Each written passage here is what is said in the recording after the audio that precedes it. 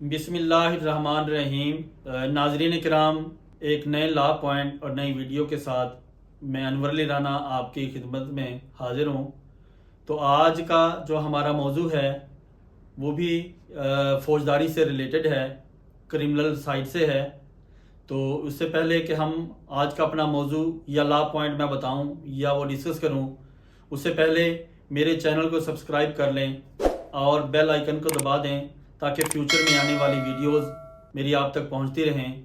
नाज़रीन कराम, अपना फॉलोअप ज़रूर दीजिएगा, अपना फीडबैक ज़रूर दिया कीजिएगा ताकि उससे ये है कि मैं बेहतर तौर पे आपके लिए जो लॉ पॉइंट्स है या आपके इश्यूज़ को या आपके मसाइल को इन दी आई ऑफ लॉ मैं डिस्कस कर सकूं।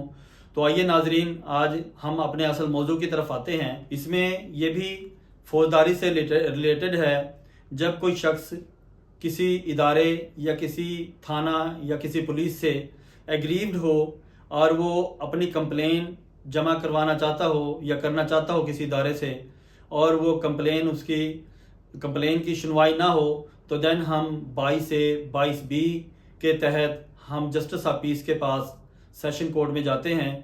तो उसके लिए जब हम सेशन कोर्ट में जाते हैं जस्टिस ऑफ पीस के लिए कि मुझे ये इशू या प्रॉब्लम है, ये मेरा सॉल्व नहीं हुआ, तो मेहरबानी करके इसमें नोटिस करके या इसमें जो है FIR का या मुकदमा दर्ज करने का हुक्म सादर फरमाया जाए।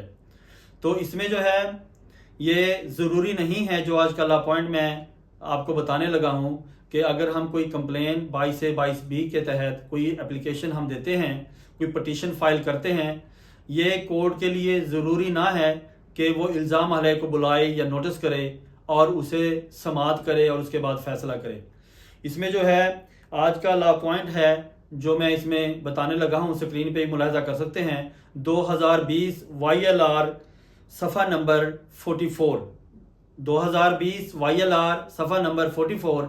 इसमें कोर्ट ने जो है ये कैटेगोरिकली डिस्कस किया गया है कि अगर कोई पटिशन फाइल होती है 22 से 22B के तहत, तो जस्टिस ऑफ पीस इसमें पाबंद ना है कि इल्ज़ाम अलैह को नोटिस करे, बुलाए और फिर उसके बाद जो है इशू रिजॉल्व हो या उसमें ऑर्डर हो कोई। नाजरीन कराम, ये था हमारा आज का लॉ पॉइंट जो कि मैंने आपको बताया या डिस्कस हुआ। अगर इससे मुतल्लिका कोई सवाल या क्वेश्चन पूछना चाहें तो मेरा व्हाट्सएप जो है वो स्क्रीन पे मुलाहिजा कीजिएगा और मुझे अपनी फीडबैक ज़रूर दीजिएगा। कोई क्वेश्चन पुट करना हो तो बताइएगा, मैं कोशिश करूँगा कि आपके सवालात का जवाब या आपके इश्यूज़ को हल करने की कोशिश करूँ। जब तक के लिए मुझे इजाज़त दीजिए ताकि मैं अगली वीडियो बना सकूँ। बहुत शुक्रिया। अल्लाह हाफिज़।